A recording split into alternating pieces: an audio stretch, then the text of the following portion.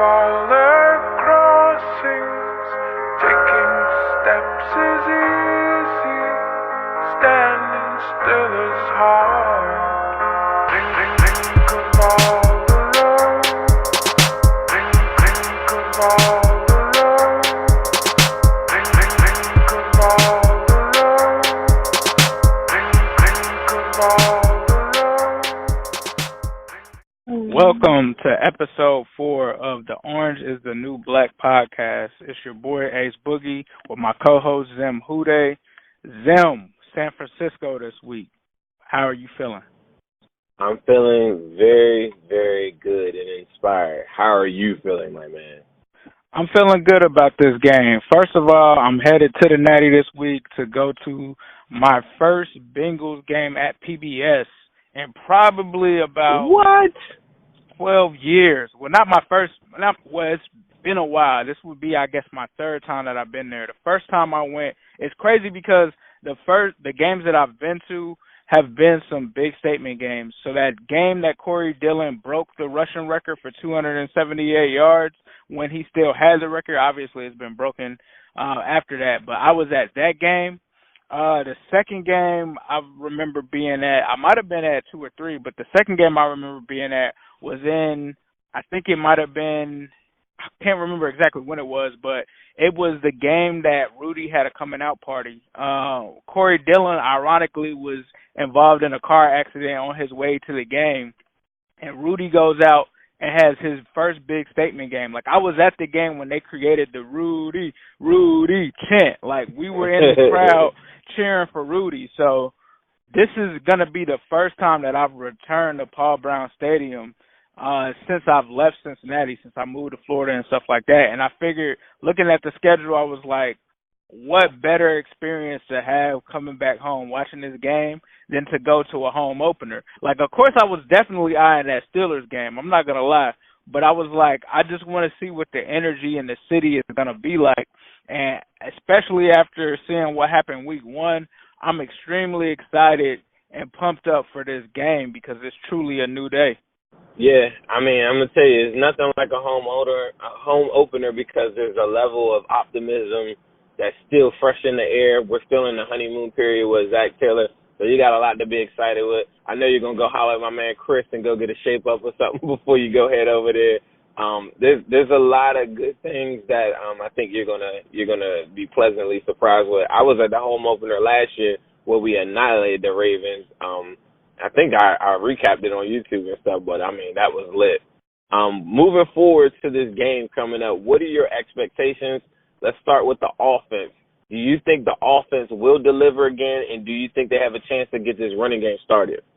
Well, going off of listening to Zach Taylor, who said that he felt that they had some self-inflicted issues in the red zone, I think that they get over those this week. Zach Taylor is a guy that's about the details. And one thing that impressed me is when you go back to the preseason, I think it was week 2 or something like that, the Bengals had a lot of miscues and mistakes. And if you remember, the next week it was like a totally different team. Like, he made the adjustments. He fixed the mistakes. I see something similar happening with this game plan coming up in terms of San Francisco. I think that they're going to know that when they get into the red zone, they're going to have to punch this in. The other advantage that the Bengals have is that the 49ers play a similar defense to what the Seahawks run, because apparently their defensive coordinator is from Pete Carroll's coaching tree, so he runs a similar defense.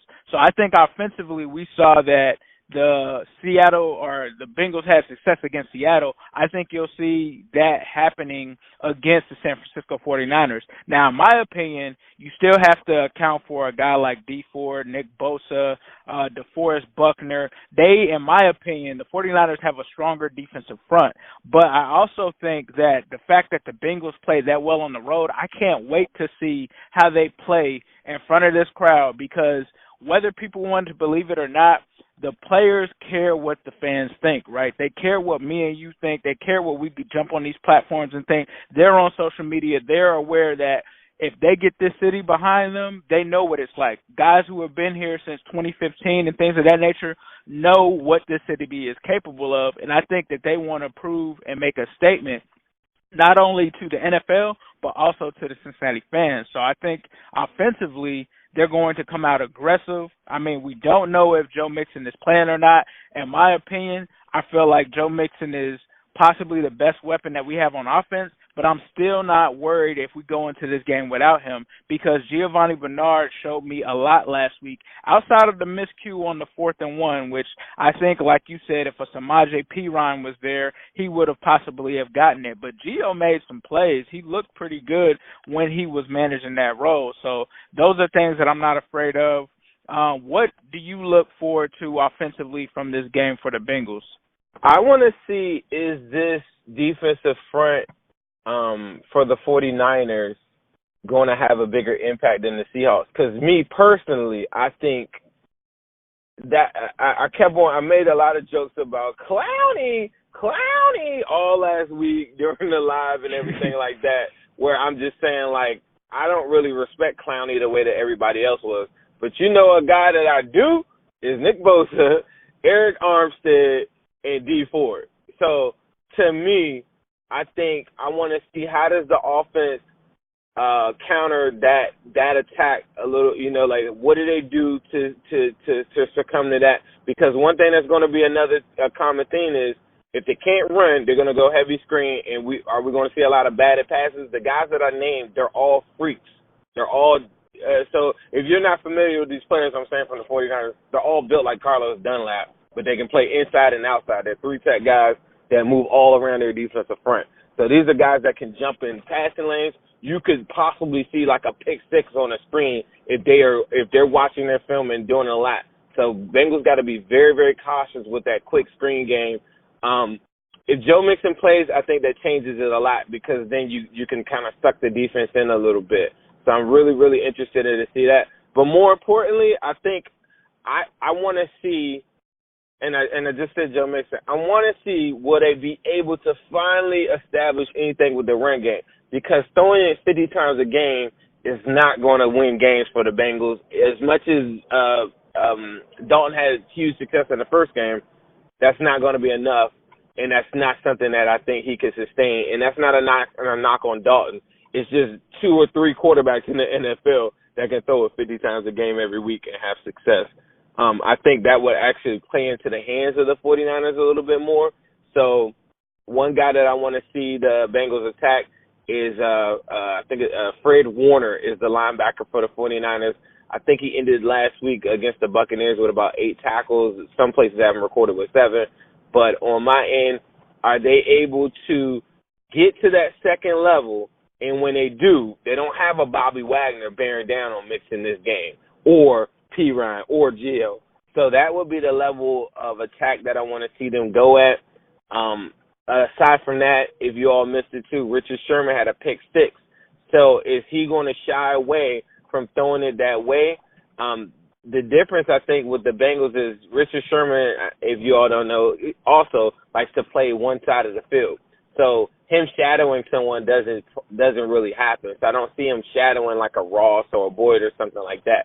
The great thing about the Bengals offense that we saw from week 1 is that it's a balanced passing attack. So I'm not too worried about that, but I do think passing it plays more into the 49ers' hands than what it was this past week with the Seahawks. I think you made some excellent points there. I think some of the differences that make me feel like the San Francisco defense is stronger than the Seahawks, you hit the nail on the head. You're talking about Richard Sherman. Although he's, kind of had some physical limitations lately with his Achilles, I think what the Bengals will have to do is test that Achilles with a guy like a John Ross. Can he stick on John Ross? Like last week, he obviously had the assignment of Mike Evans, but being down here in Florida and being friends with some Bucs fans, I was able to get more insight into why exactly Mike Evans may have not performed at a top level last week. Apparently, he went into that game with the flu, so I'm not trying to take anything away from Richard Sherman. He's obviously a better corner than the Seahawks had. You talk about the defensive line, as you mentioned. All of those edge rushers, I feel like, and inside guys are better than what they had in Seattle. At the linebacking core, Quan Alexander was a guy that they actually picked up in free agency. He actually was kicked out of last week's game after what was deemed to be an illegal hit on Jameis Winston. He was a former Buccaneer, so I guess the refs may have thought that that was somewhat personal. But we'll have to see what he brings to that defense. I know in Tampa, a lot of their fans really liked Quan Alexander. They thought that he was a big loss.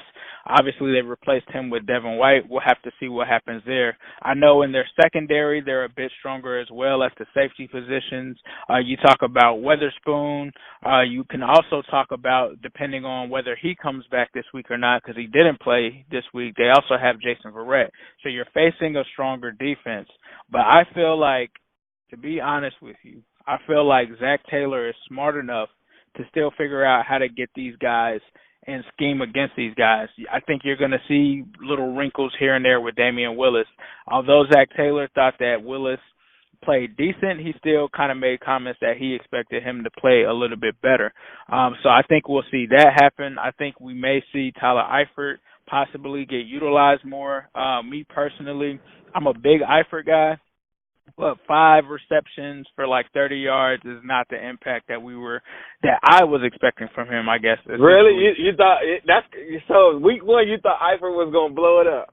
I didn't think Eifert was going to blow it up. I felt like it was going to be a John Ross kind of day, but I thought that at least Eifert would have, 5 catches for 40 yards and a touchdown. I expected them to target Eifert in the red zone, and to me, I just really didn't see that. Like, I kind of saw them targeting him before the 50-yard line, and I expected to see them, like, in the red zone. I'm just like, okay, it's Eifert time. Like, this is where he does his work. Like, even when you go back to 2015, that's really where his bread and butter was. So when they weren't going to him in the red zone, that kind of had me scratching my head a little bit, especially when you don't have a guy like Auden Tate there, especially when you look at guys like Tyler Boyd and John Ross. And even though John Ross scored a lot in the red zone, I don't really look at John Ross as like a red zone guy. Like when you get down to that area, you just try to force it to him. And I felt like that's what they were going to do with Tyler Eifert, but we really didn't see that. So I feel like you can really scheme John Ross up, because think about it, you played the cornerback position before too, though. Right. John Ross in a phone booth is not someone you want to cover in a short amount of space. You want to get him out where you can pin him to a sideline, or you can pin him like to different areas. I think if you go look at his 7 touchdowns last year, it's like when Dalton knows that he's got a matchup that he wants, right, it's the perfect formula, because you had to double up on A.J. Green, or you had to show attention to Eifert or something like that. There's not one man in the NFL that can cover Ross one-on-one. I don't care who you're talking about, not in the red zone. So right. I do disagree with that point. I think John Ross, you don't have to force him nothing. You get him on the matchup that you like, put him in motion, and it should be money. I think that's one of the biggest things that I want to look for coming up this week. Speaking of John Ross, I did want to ask you this, because we had a bunch of questions on this. Coming up this week, we now have Auden Tate a full participant in practice. We now also have Cordy Glenn closer to coming off a concussion protocol. He's 27 now, 28 days off of the concussion protocol. With that said, moving forward, and before we get to the defensive part of the Bengals, on the offensive side of the ball, from a fantasy perspective, John Ross, sit or play. What was the other one I got? Mixon, we just talked about him a little bit. Tyler Boyd, sit or play. And then also a couple people asked me about Dalton too. What do you feel like from a fantasy perspective? Are there any guys on the offensive side of the ball that you think that you wouldn't play this week, and guys that you know that you must play this week because you think they'll be on fire? That's an interesting one there. I would say going off of what my feeling is in this game, I think John Ross will continue what he did last week. I don't think that it's going to be a 155 and 2 scores, but I could see John Ross having like a 95-yard game with a touchdown. So I would start John Ross. In terms of sitting right now, I can't really say that I would sit someone, but if you had another option that had a better matchup than Andy Dalton, I would probably sit Andy Dalton this game, just because this is a stronger defense in my opinion. And if you have somebody that has a favorable matchup, then I would probably start them. But if you have two quarterbacks, let's just say, for instance, you got two quarterbacks that both have hard matchups, I'd kind of go with Dalton because I think Zach Taylor is going to make sure that he game plans for him to have a good game and to take advantages of the 49ers defense. In terms of the running back position, if Joe Mixon ends up playing in this game, he's an automatic start. You always start your studs in fantasy. You never sit your studs. That's like the golden rule. If he plays, then you start him. If Gio plays, I still think that you might start him, but you have to caution and worry about depending on if you play in a PPR or a standard league. If you're playing in the standard league, don't be surprised if Shamar J. Perine ends up taking or vulturing a touchdown away from him because he's a bigger back. He could be a guy that can squeeze in between the tackles when they're in the red zone. So proceed with caution with Gio, but if you're in PPR or half PPR, you should be good with Gio. He'll get plenty of catches. You're at least guaranteed to get about 10 fantasy points out of him. Yeah, that's a good point about Perine taking some of a potential touchdown or so away from Gio. From my standpoint, yeah, I wouldn't play Dalton. Eifert is one guy that I was thinking about a lot, and I actually would play him this week. And I have him on my fantasy football team, and I got Eifert or even Jordan Reed is an option, and then Noah Fant is a third option for me as well. But I think I'm going Eifert. And I think you can play the Bengals defense. They aren't owned in a bunch of leagues. I don't know if some people might have picked them up this week. But I'd start the Bengals defense. Jimmy Garoppolo, in my opinion, hasn't been off to a great start. He hasn't looked good since preseason, in my opinion. He was shaky in his first game. He is coming off of a knee injury, so I think that the Bengals defense is a good play and a sneaky play this week. I think that she'll be in for a decent showing in comparison to a game that happened last week. If you had, say, for instance, a really good defense in the Jacksonville Jags going against the best offense, one of the best offenses in the league against Kansas City, I would start a Bengals defense over that. If you have something similar that you're looking at this week, pick up the Bengals defense, start them, and have no worries because, I think Lou and Arumo showed us last week that this defense is going to be playing on fire. Absolutely. Good one. With that said, let's go to the defensive side of the ball. What do you see from that? From the defensive side of the ball, to me, this game is easy. In terms of how to guard the 49ers offense, they run their offense through one player. That player, if you guys play fantasy, you know the name. His name is George Kittle. It's a tight end offense. He's a guy that is their number one weapon. They also have a running back by the name of Matt Breida, who, if you're familiar with fantasy football, you know him too.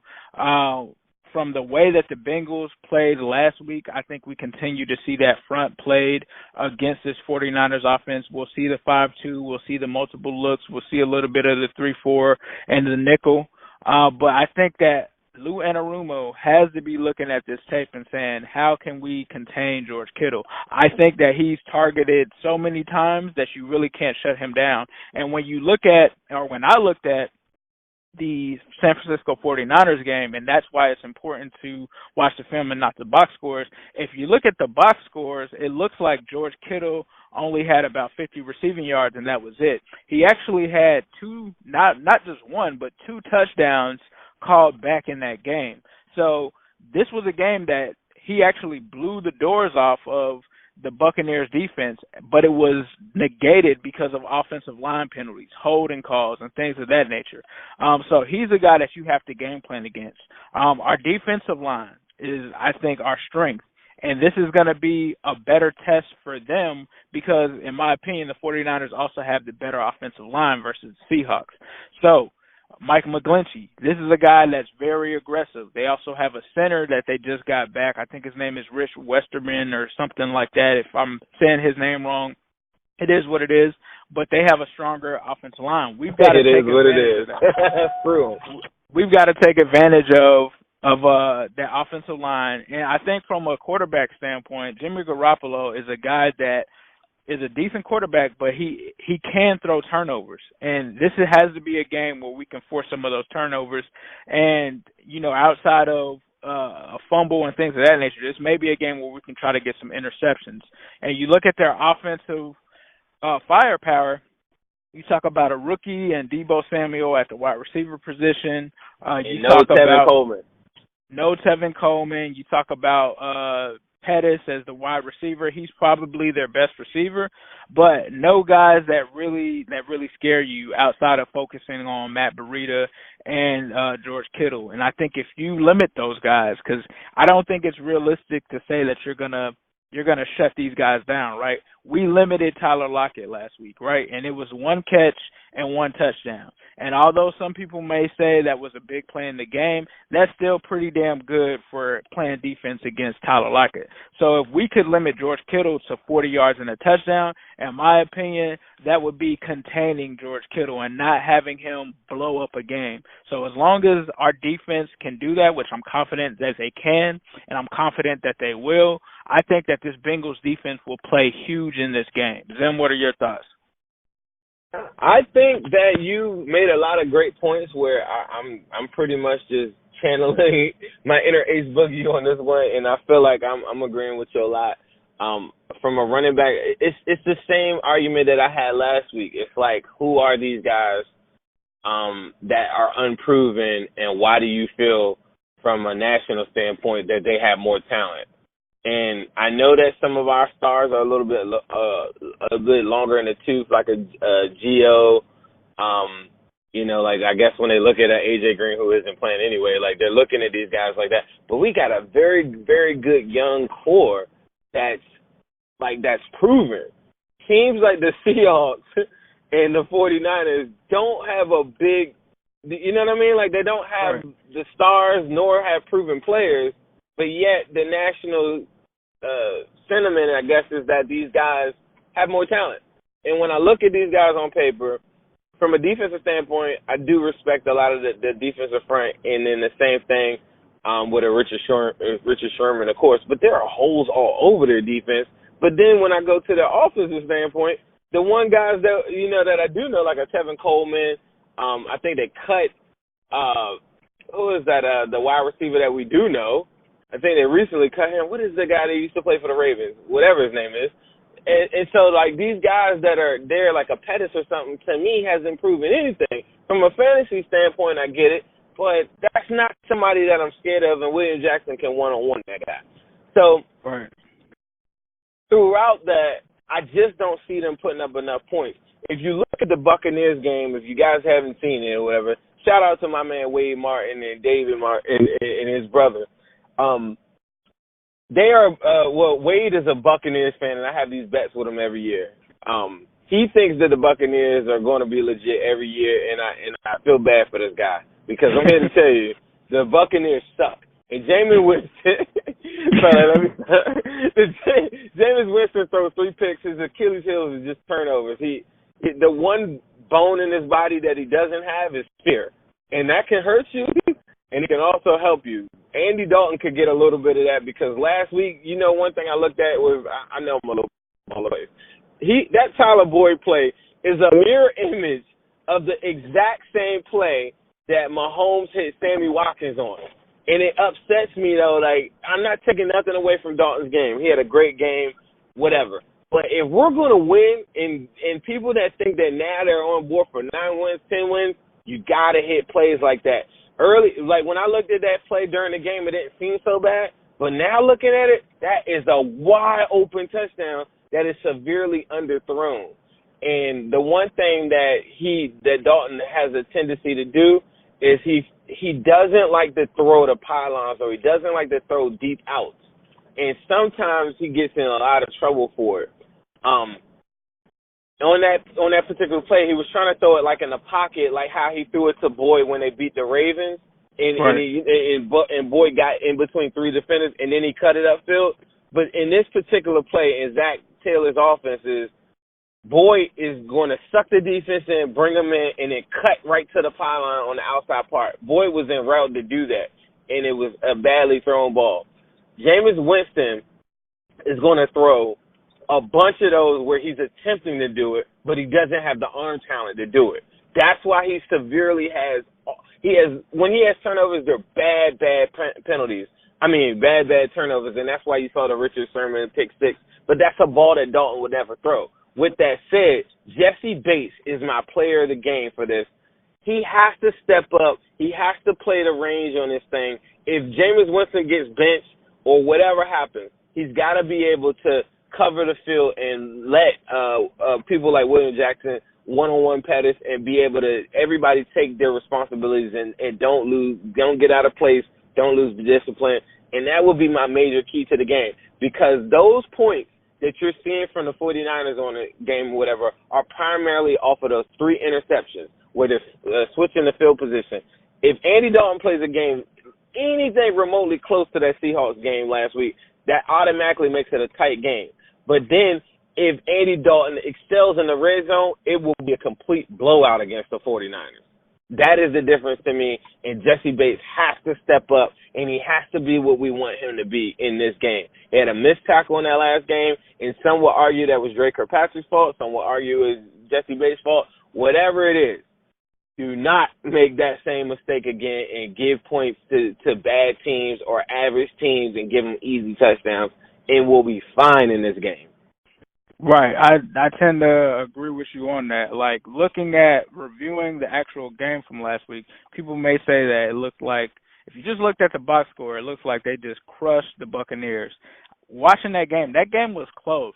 The Buccaneers were in that game, and those pivotal turnovers really won the 49ers that game. Outside of that, offensively, the 49ers really didn't do anything. It was a sloppy game. There were a lot of penalties and a lot of flags.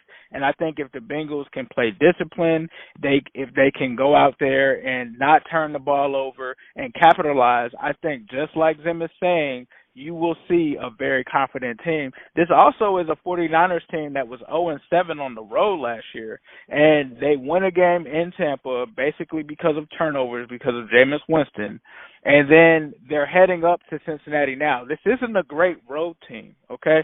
So this is a game that I think that the Bengals will lock in, and I think me and Zim both believe that the Bengals lock in and come away with a big win in PBS, and I feel like it's going to be the right environment. And we as fans have to be out there and support the team. If you're thinking about going to this game, get you a ticket. I don't care if it's in the nosebleed. We need this jungle rocking. We need to support this team because it's a new day. I don't think we got nothing to worry about. What we need to is, more importantly, if you see my man Ace Boogie in the crowd or anything like that, walk up to him, get a picture or whatever. I'm going to make sure I post it on my Instagram. Like, make sure if you're a fan of his work, you watching him all the stuff on YouTube, don't be afraid to just hit him up and find out where he's at and take a picture with my man. I think that's going to be really, really good. And we all need to support each other right now in this new day. I don't think it's going to be any question that thing is going to be rocking. 1 o'clock. Get there early. That traffic that you're going to get from there, you need to plan on being there at 12. Yeah, we're going to be in the building. I'm going to be in Section 118, Row 24. That's Section 118, Row 24. I know a lot of people have been asking me on the YouTube channel and all different places where am I going to be at. That will be where I'll be at. So definitely come vibe with me. We're going to rock out. Zim, is there anything that you want to say before we get out of here? Let's get this dub. Let's get this dub, baby. Make sure you check out Zim's stuff on Instagram at Zim_Houday. Check his stuff out. Be sure to join the live and stuff when he goes live on Sunday as well. With that, let's go get this dub. Let's get this dub. Houday.